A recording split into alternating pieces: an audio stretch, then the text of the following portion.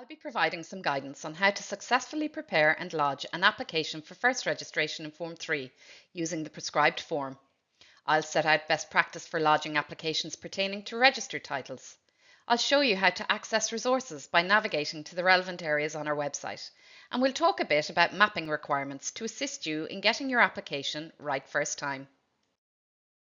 Emer has explained the workings of our validation unit and the role that the checklist plays in navigating that process successfully, avoiding rejection at validation stage and also, importantly, reducing the number of queries a case processing officer may need to raise once they read the application. You should become familiar with our registered title and Form 3 checklist as it contains the relevant matters to be dealt with before lodging your application. To assist you in engaging with the checklist, I'll show you how to navigate to the registered title and Form 3 checklist and guide. When you land on the Tailte.ie homepage, choose Resources. Choose Registration Guides and Checklists. From there you can choose Registered Title and Form 3 Checklist and Guide. The checklist and guide has helpful links embedded in it which will bring you to, for example, the fees order or the prescribed Form 3. Or we'll just provide what we know to be helpful hints and tips. Now we look at applications for first registration in Form 3 or Solicitor Certified Form 3s. The benefits of applying for registration in Form 3 is that there are quicker turnaround times, cheaper fees, and in many cases the application is very straightforward to make once you take the time needed to present it properly. In order to find the first registration in Form 3 practice direction on our Tailte.ie website, click on Resources. Choose Legal Practices. Choose Registration Practice Directions. And then First Registration in Form 3. Here you will find all the information you require before deciding if your application is suitable for certification in Form 3. Rule 19.4 of the Land Registration Rules 2012 sets out the requirements for a Form 3 application by a statutory authority. Where a property has been acquired by a statutory authority, a Form 3 application can be made irrespective of the age of the deed that the application is based upon. While Rule 19.4 does not require the transaction to be a sale, any purchase money or compensation paid must be less than the cut-off point for all Form 3 applications, €1 million.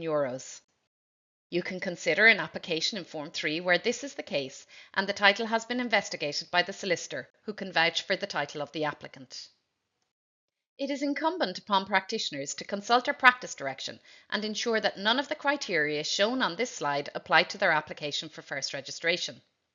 If the application is subject to any of these criteria, then a Form 3 application is not appropriate and you should consult our practice directions on first registration and other examiner cases available on the Tailte.ie website.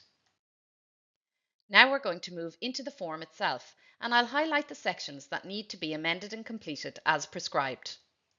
The county must be entered at the top of the form. In paragraph 1, the solicitor acting for the purchaser who has investigated the title should be identified. The full name and address of the applicant is also required here. Paragraph 2 should contain the details of the investigation of the property identified by the date of deed. This deed must be the most recent deed of conveyance, assignment, or lease to the purchaser. In paragraph 3, the solicitor certifies that the deed of conveyance or deed of assignment conveys the fee simple or vests the lessee's interest in a lease. If the deed is vesting a leasehold interest, full lease details should be set out in paragraph 3. These are the date of the lease, the landlord or lessor, the lessee, the commencement date and term of the lease, and the rent as stated in the lease or as altered by a later deed. As set out previously by Emer, the correct title should be applied for. Generally, in a leasehold Form 3 where the underlying interest is unregistered freehold, the correct title to apply for is good leasehold, which is a marketable title. Any application for absolute leasehold title must include an averment by the certifying solicitor in paragraph 8 or in the cover letter that all intermediate interests have been investigated and that the title acquired by the leasehold property is an absolute title. Paragraphs 5, 6 and 7 are statements that the solicitor must certify to be true by signing the form. If any of these can't be certified, then the application isn't suitable as a Form 3 application. Paragraph 8 is where the certifying solicitor applies for the registration of the applicant as owner with the correct title and for the registration of any burdens required. The form must then be signed by the individual solicitor who has investigated and is certifying title, and not by or in the name of the firm. The Form 3 procedure is not appropriate if the solicitor who makes the Form 3 has a beneficial interest in the property. If the dealing is rejected and relodged, please ensure that your Form 3 is dated within 1 month of the relodgement date. The main difference between first registration in Form 1 or 2 and the first registration in Form 3 process is that we rely on the Form 3 certificate and do not look behind the certification. This means that prior deeds or documents should only be lodged in the following circumstances: where the leasehold interest is to be registered as a burden, where there is a fee farm grant on title, if the schedule of the current deed relies on a map attached to an earlier deed, or where the current deed shows evidence of a Section 69 burden in an earlier deed. The lodgement of any prior title documents in support for registration as outlined must be explained in the cover letter. If the purpose of any lodged deed is unclear, the application will be queried for clarification. Some common errors that lead to the rejection of a Form 3 application are where the Form 3 is not signed and/or dated, where the interest is already registered, where suitable maps are not lodged, where the lodged Form 3 does not conform as prescribed in the Land Registration Rules 2021.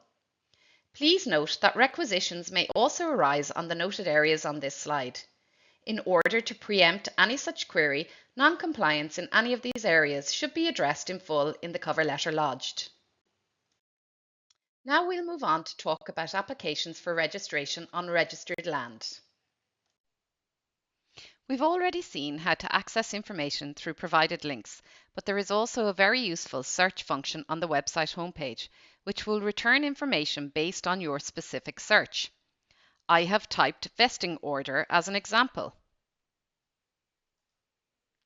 I would advise visiting our website at tailte.ie to find the relevant practice directions, prescribed forms and any other information required before lodging any application with us.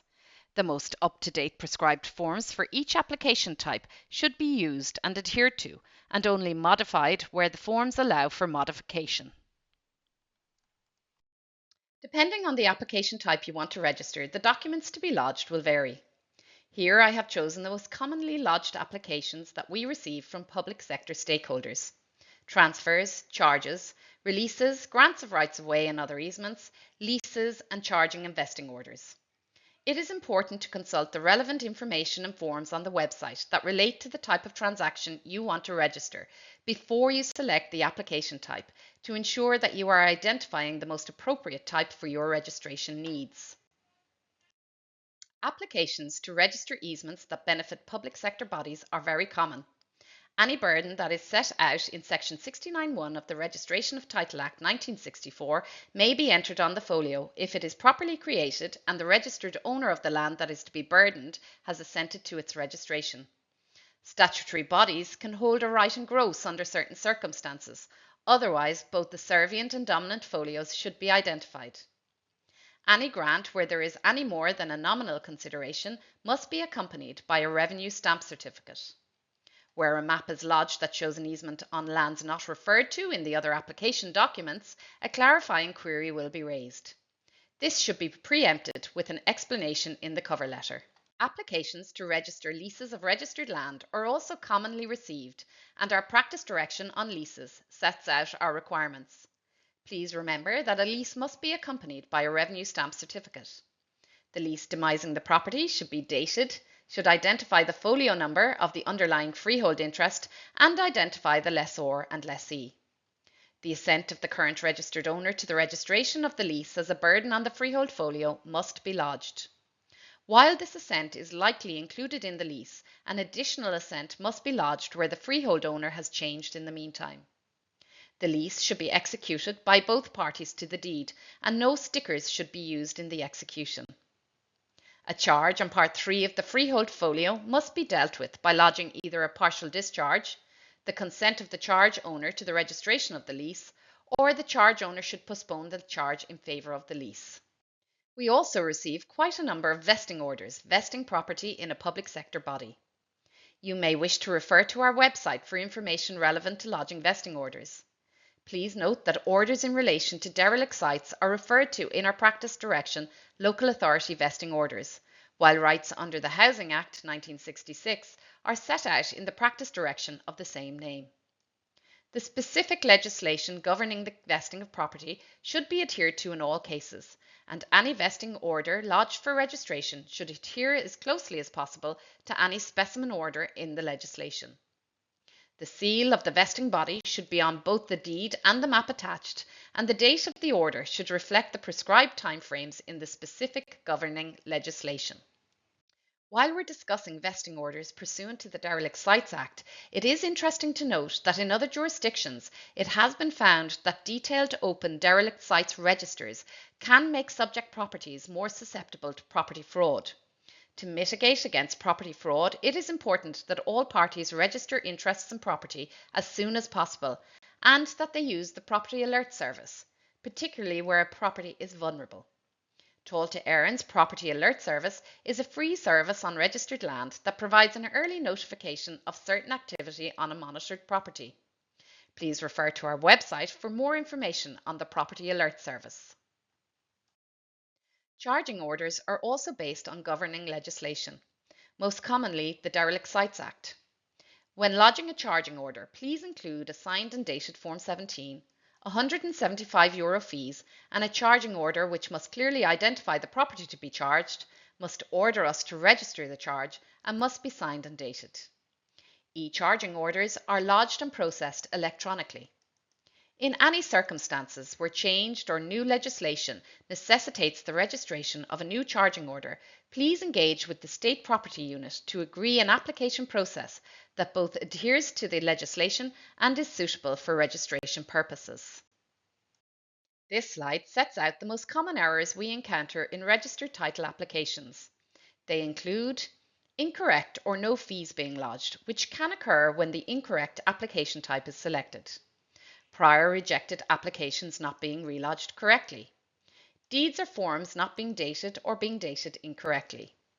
Deeds or forms not being executed correctly. Where all relevant registered owners are not identified in the deed.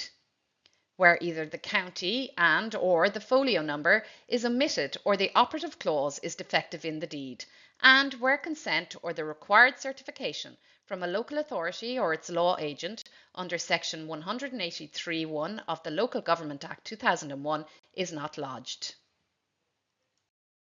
Another common rejection reason is that necessary supporting documentation is not lodged. Please ensure all required supporting documents are enclosed. These may include powers of attorney, probates, letters of administration, debt certs, or revenue stamp certificates, which sometimes cause our stakeholders some issues. Things to watch out for on a revenue stamp certificate include that the parties from and parties to correspond to the registered owners and transferees. This is, of course, unless the transfer is by a legal personal representative, which should be explained in the cover letter.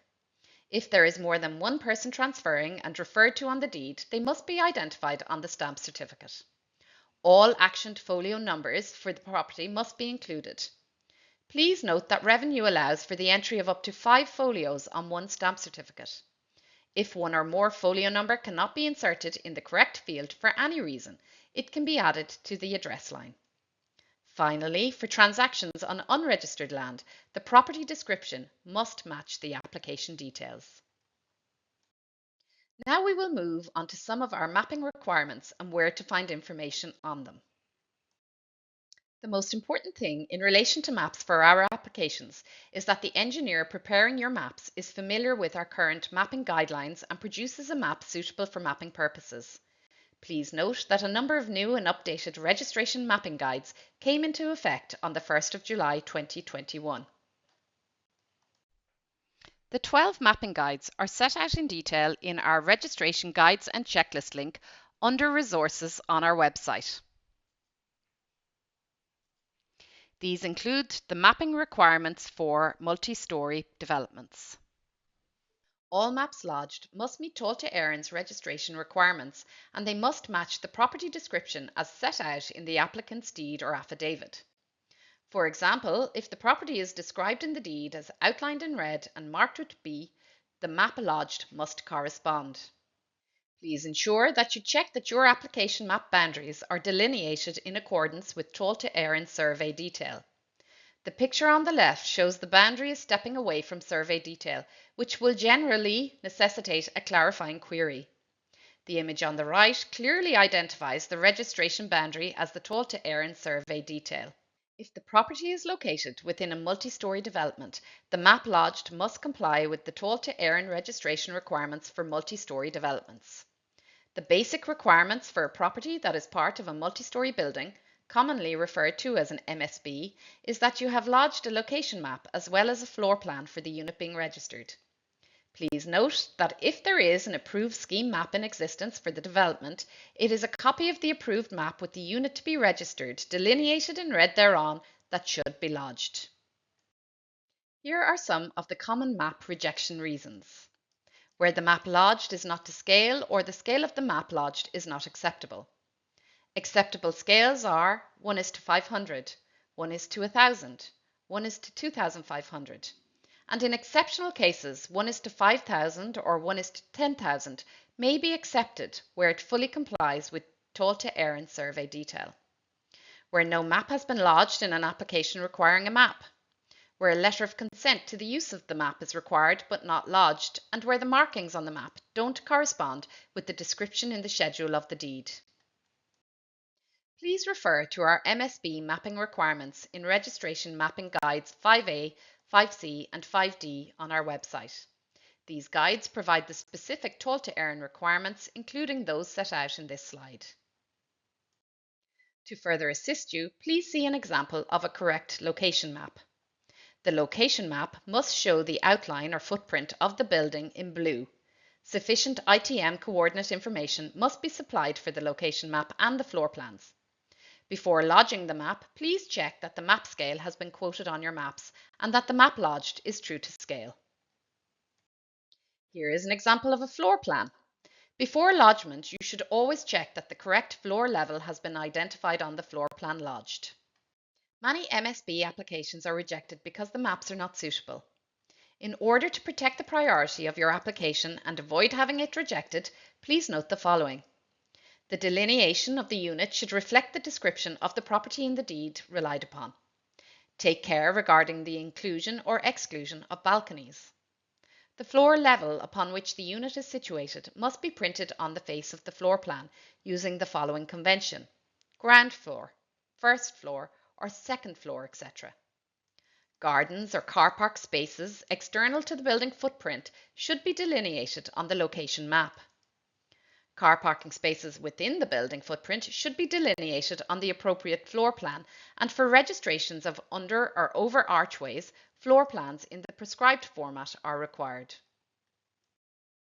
So the focus of our webinar, in a nutshell, has been to help you to get your lodged application right first time, by engaging with the Registered Title Checklist and Guide, by consulting our rules, forms, practice directions and the mapping guides before you lodge the application, and making use of all of the rest of the resources available to you on tailte.ie. If you are planning to lodge any new documents, please engage with Tailte Éireann and agree them prior to lodgement. With early engagement and the adherence to the current guides and directions, your priority will be protected and your application will be successful.